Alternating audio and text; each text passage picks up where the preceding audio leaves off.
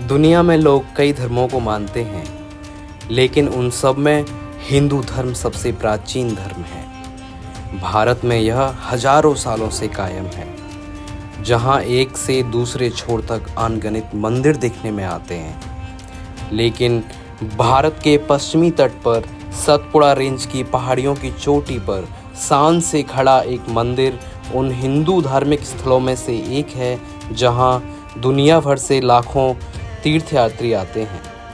अब ब्रिज भक्ति चैनल आपको ले जा रहा है एक ऐसी ही भक्ति यात्रा पर, वो सब दिखाने जो मंदिर में होता है।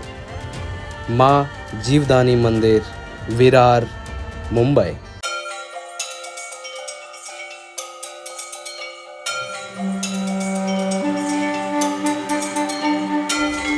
महाराष्ट्र राज्य में स्थित विरार पहली नज़र में मॉडर्न इंडिया के किसी शहर की तरह चहल पहल से भरा दिखता है, लेकिन ये जाना जाता है सदियों पुराने आध्यात्मिक शक्तिपीठ माता जीवदानी मंदिर के तौर पर। पालघर जिले विरार के पूर्व में आस्था की शीर्ष पर जीवदानी माता का मंदिर विराजमान है। कभी इस शहर का नाम एक वीरा था, इसी वजह से इस मंदिर को भी एक वीरा देवी के नाम से जाना जाता है। पुराणों के अनुसार इस मंदिर को पांडवों ने अपने वनवास के समय बनवाया। कहा जाता है वनवास के दौरान पांचों पांडव यहाँ आए थे और इस मंदिर की स्थापना की थी। उस दौरान पांडवों ने वैतरणी नदी के निकट इस क्षेत्र की अधिकाष्ठी देवी एकवीरा देवी का पूजन किया था और आसपास के पर्वतों पर कई गुफाओं का निर्माण किया था। एकवीरा देवी के एक स्वरूप का नाम जीवदानी देवी रखा और पर्वत के एक गुफा में इन्हें अधिष्ठित किया। महाभारत काल के बाद कालांतर में यह मंदिर सामाजिक दृष्टि से लुप्त प्राय हो गया था। कहते हैं कलयुग में जगत गुरु शंकराचार्य के प्रवास के दौरान उनके द्वारा प्रेरित एक गौपालक की भक्ति से प्रसन्न होकर माता जीवदानी ने उसे दर्शन दिया। उसकी भक्ति इतनी निर्मल थी कि स्वयं कामधेनु भी उसके गौ समूह में शामिल थी और यही कारण है कि पर्वत पर स्थित मंदिर प्रांगण में कामधेनु का भी मंदिर है। मान्यता है कि कामधेनु सभी श्रद्धालुओं की मनोकामनाएं पूर्ण करती है।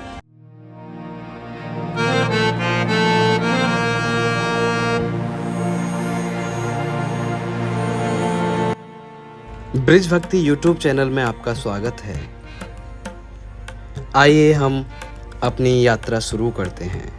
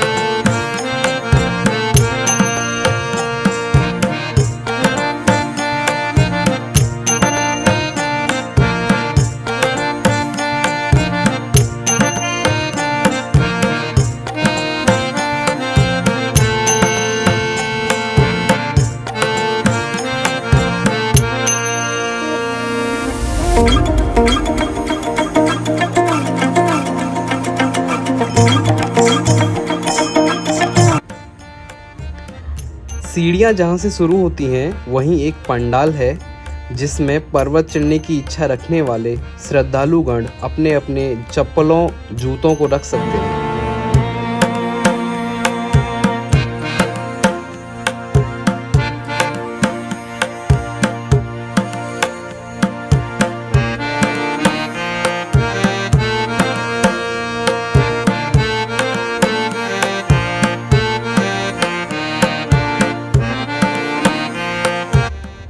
तेरह सौ सीढ़ियाँ चढ़ने की यात्रा शुरू होती है। शुरुआत में ही आपको एक गणेश मंदिर और जीवदानी माता की प्रतिमूर्ति स्थापित मिलेगी।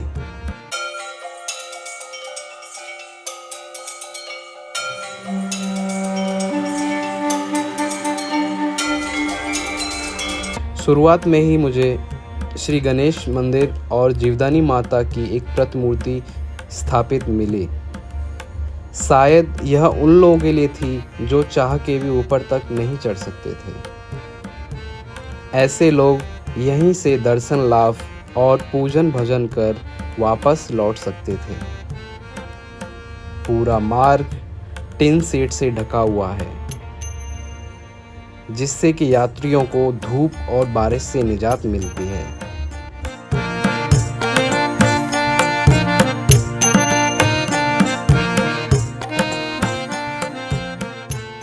जगह जगह पर दुकानें लगी हुई हैं, क्या क्या उपलब्ध नहीं है। ऐसा लगता है कि एक छोटा मेला लगा हुआ है। बच्चों के खिलौने,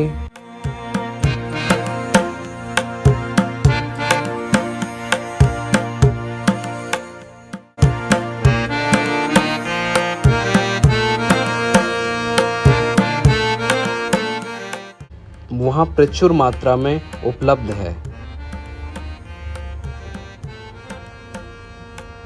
बच्चों के खिलौने, स्त्रियों के लिए विभिन्न प्रकार की वस्तुएं, पूजन सामग्री, जलपान सामग्री, जंगली बेर, कच्चे आम, खीरे, ककड़ी, इमली, आइसक्रीम, जूस, नींबू पानी इत्यादि यहाँ प्रचुर मात्रा में उपलब्ध है। जगह जगह लोगों के लिए सूचना पट भी लगे थे। इन सूचना पट के माध्यम से लोगों को निर्देशित किया जाता है कि सीढ़ियाँ चढ़ते और उतरते समय विशेष ध्यान दें। मेरे लिए संभव नहीं था कि मैं सीढ़ियाँ एक ही सांस में चढ़ पाता, इसलिए मैंने निश्चित किया कि प्रत्येक 100 सीढ़ियों के बाद मैं विश्राम करूँगा।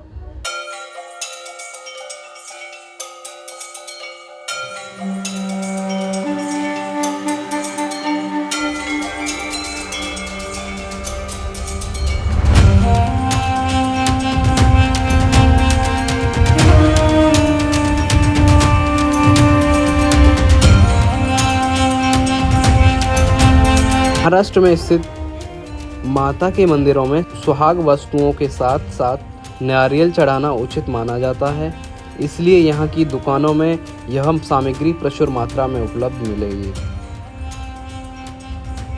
शायद ही ऐसा कोई परिवार हो जो इस प्रकार की व्यवस्था के बिना यहाँ आया हो। इसी प्रकार उस वातावरण का संपूर्ण आनंद लेते हुए करीब 1 घंटे की यात्रा के बाद मैं मंदिर भवन में प्रवेश कर गया।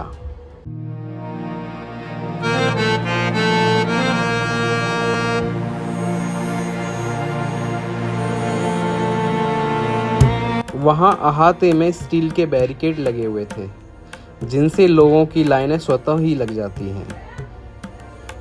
वैसे तो मंदिर प्रातः 4 बजे से संध्या 8:15 तक खुला रहता है और प्रतिदिन 3 बार आरती भी होती है, परंतु दोपहर में 1 घंटे तक इसकी साफ सफाई के लिए बंद किया जाता है। यहाँ मेन मंदिर में फोटोग्राफी वर्जित है और नियमों का भी पालन सख्ती से किया जा रहा है, इसलिए फ़ोटो लेने का ख्वाब छोड़कर मैं मन ही मन वहाँ से छटा निहारने लगा था। जीवदानी माता मंदिर की स्थापना का श्रेय महाभारत काल में पांडवों को जाता है। मंदिर परिसर में एक महाकाली देवी और बरोड़ा देवी का भी मंदिर है।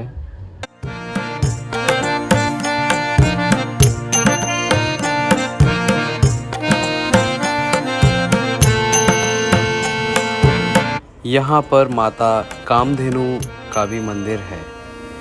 ऐसी मान्यता है माता कामधेनु यहाँ आने वाले श्रद्धालुओं की मनोकामनाएं पूरी करती है।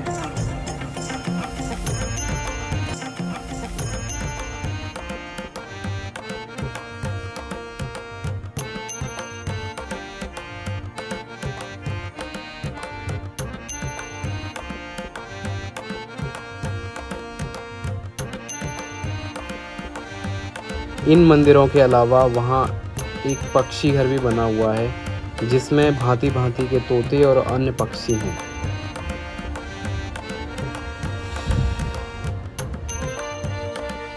बच्चों के लिए तो वही पक्षी घर सबसे बड़ा आकर्षक केंद्र थी। बच्चों का नाम लेते ही याद आ रहा है, यहाँ पर कुछ स्थानीय लोग अपने नवजात शिशुओं को लेकर उनका प्रथम मुंडन करवाने के लिए भी आते हैं।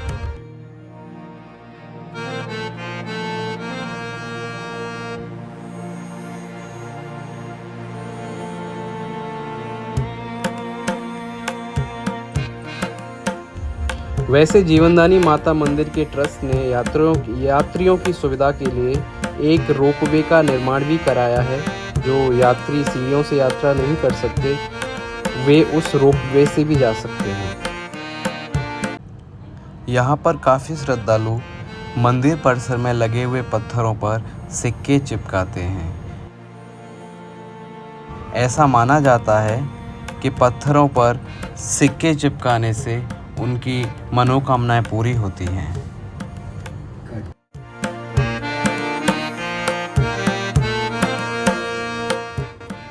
दूसरी तरफ मंदिर परिसर में श्री महाकाली मंदिर के सामने स्थापित सिंह की मूर्ति के कान में कुछ श्रद्धालु अपनी मनोकामनाएं, अपनी मन्नतें उनके कान में बताते हैं।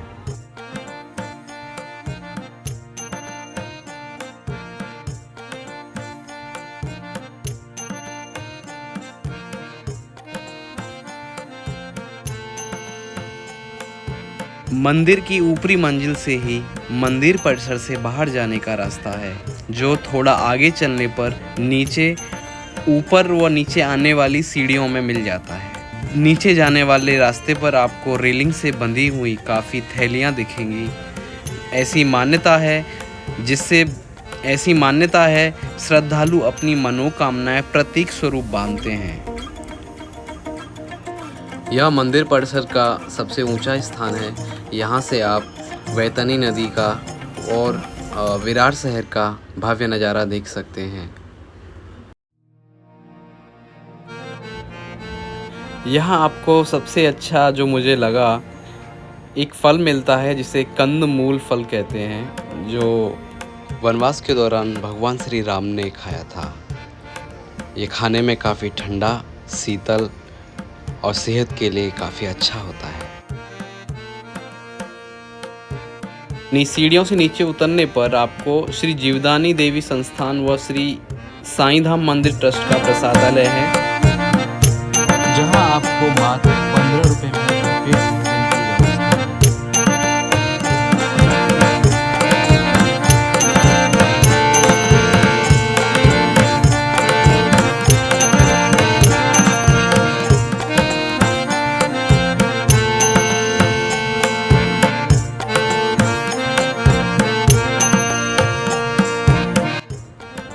यहीं बगल में आपको श्री जीवदानी संस्थान द्वारा संचालित गौशाला दिखेगी। यहाँ पे काफ़ी सारी गाय माताएं हैं और यहाँ पर गायों की सेवाएं की जाती हैं।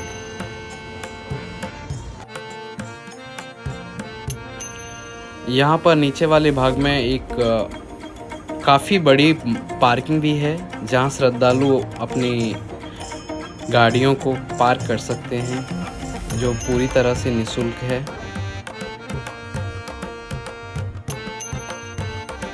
यात्रा ख़त्म करने के बाद आप यहाँ बाहर नाश्ता कर सकते हैं, जिसमें आपको महाराष्ट्र का प्रसिद्ध वड़ा पाव, यहाँ जूसेस, गन्ने का जूस, भजिया पाव और कई प्रकार के आपको नाश्ता मिल जाएंगे। और यहाँ ख़रीदने के लिए आपको बच्चों के लिए भी खिलौने, स्त्रियों के लिए भी सामान यहाँ नीचे मिल जाता है।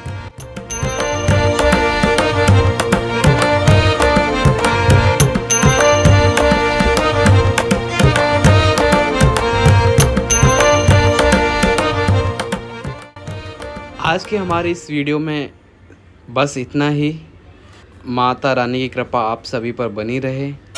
चलिए मिलते हैं आपको अगले वीडियो में एक अगली यात्रा पर।